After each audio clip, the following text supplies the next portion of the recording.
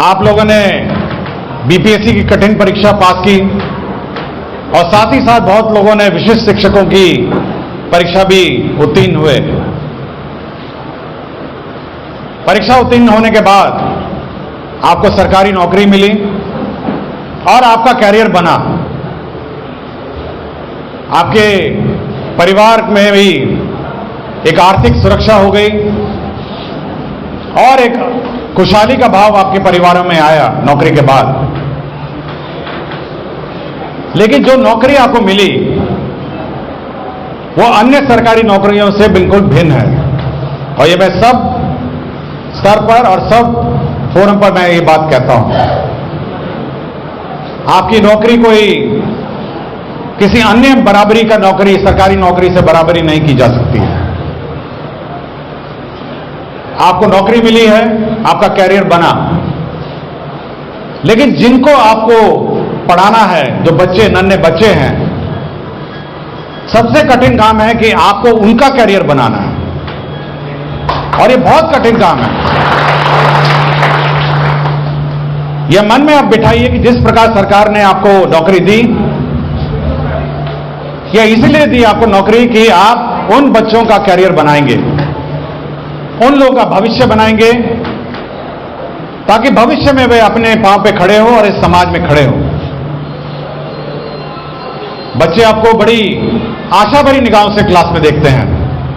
वे देखते हैं कि हमारे शिक्षकगण बड़ी लगन और उत्साह से हमको पढ़ाएं, हम स्कूल जाएं, परीक्षा लिखें, परीक्षा में उत्तीर्ण हो और उसके बाद हम अपना कैरियर बनाएं।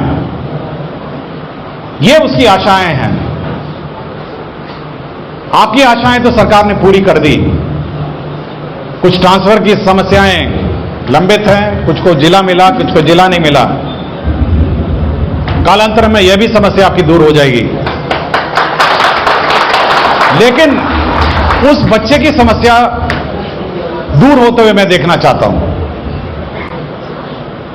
आज इस कार्यक्रम में मैं पढ़ रहा था the history makers. History makers का मतलब यह है कि आप जब भविष्य में देखेंगे तो बच्चे जो वहां उस विद्यालय से पास आउट होंगे, उस पर आपको गर्व होगा कि आपने उसको पढ़ाया, आपने उसको शिक्षा दी और आपने उसको ऐसा सक्षम बनाया कि वो अपने पांव पे खड़े हो सके। यह भावना आप में होनी चाहिए। यह नौकरी आपकी वैसी नौकरी नहीं है कि 9 बजे गए, 9:30 बजे गए, प्रार्थना सत्र किए, जाके स्टाफ रूम में बैठ गए और टकटकी निगाह से देख रहे हैं कि 4 बजे कब होगा। बीच बीच में दुनिया भर का आपको फोन भी आया और समय बिता के चले गए। यह ना ही आपके प्रोफेशन के विरुद्ध अन्याय होगा, बल्कि उसके बच्चे के विरुद्ध भी आप अन्याय होगा। मुझे उम्मीद है, मैं देखता हूं, बहुत सारे लोगों से मैं इंटरेक्ट करता हूं। 90-95% जो टीचर हैं वो पूरी लगन से अपने बच्चों को पढ़ाते हैं। लेकिन अभी भी आपके टीचर्स के बीच में ऐसे लोग हैं जो इसको नौकरी के रूप में देखते हैं और अभी भी लापरवाही का आलम उनमें विराजमान है। मैं चाहूंगा कि 95% या 99% जो टीचर हैं वह कोशिश करें कि उन 1-2% में भी सुधार हो और अपने कर्तव्य के प्रति वे सजग हो।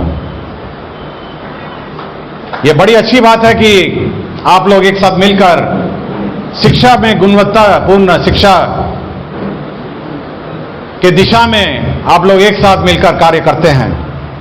विचारों का आदान प्रदान होता है और अन्य इस प्रकार की अनेक संस्थाएं शिक्षकों ने खोली है। मैं चाहता हूं कि सभी शिक्षक जो अच्छे प्रैक्टिसेस हैं विभिन्न शिक्षकों के बीच में बांटें, आदान प्रदान हो, लेकिन मुख्य लक्ष्य आपका एक ही है। मुख्य लक्ष्य यह है कि बच्चों को अच्छी पढ़ाई दी जाए और उनका भविष्य पढ़ाया जाए।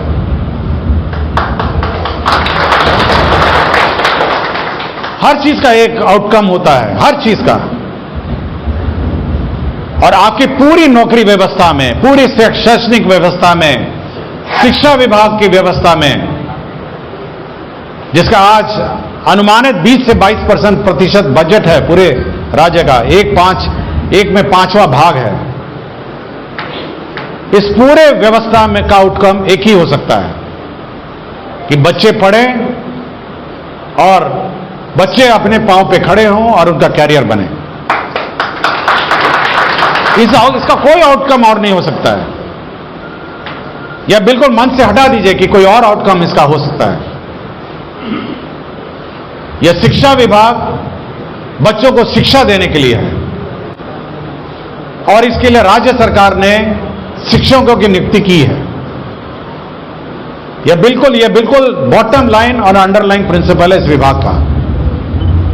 जब भी मैं बैठता हूं अपने कार्यालय में, मेरी यही सोच रहती है कि कैसे शैक्षणिक व्यवस्था में सुधार हो, कैसे लेबोरेटरीज का अपग्रेडेशन हो, कमरों का क्या स्थिति है, हमारे क्या विद्यालय में पर्याप्त शिक्षक हैं या नहीं है।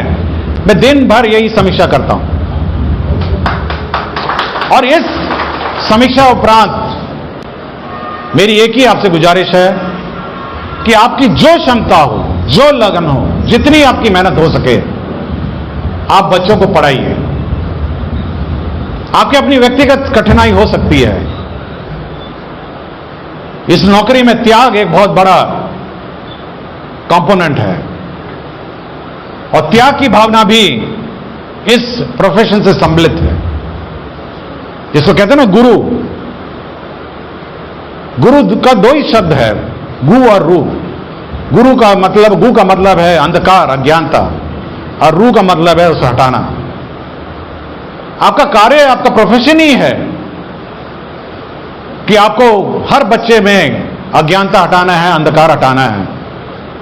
और इसके लिए यदि त्याग भी करना पड़े आपको किसी प्रकार का, तो आप सबको तत्पर होना पड़ेगा ताकि हमारा भविष्य जो है, भविष्य जनरेशन, भविष्य आबादी, भविष्य के बच्चे जो हमारे हैं, वे शिक्षा प्राप्त करें और शिक्षित हो। क्योंकि जब आप बुजुर्ग हो जाएंगे तो आपके अगल बगल क्या देखेंगे? यही बच्चे देखेंगे। यही बच्चा आपका कंप्यूटर चला रहा होगा, यही बच्चा आपकी शैक्षणिक व्यवस्था चला रहा होगा, यही बच्चा आपका प्रशासनिक व्यवस्था चला रहा होगा, यही बच्चा आपका पुलिसिंग कर रहा होगा। देखिए, समाज में यही बच्चे रहेंगे। जब आप बुजुर्ग हो जाएंगे, आपके बच्चे, आपके पोता पोती हो जाएंगे, पूरी व्यवस्था में यही बच्चे आपको नजर आएंगे कि देखिए, जब आपको मौका मिला आपने बच्चों को पढ़ाया नहीं, आपके बच्चों को आपने शिक्षा नहीं दी। इसलिए आपके कंधे पे जो दायित्व है, जो सरकार ने और समाज ने आपको जो दायित्व आपके कंधे पे दिया है, मेरी पूरी आशा है कि आप लगन और विश्वास से आप इस दायित्व को पूरा करेंगे। मैं बस यही अपना संदेश आपको देने के लिए आया था इतनी दूर से केवल। और मैं आशा करता हूं कि ये Bihar teachers, the history makers, इस राज्य का हिस्ट्री बनाएंगे।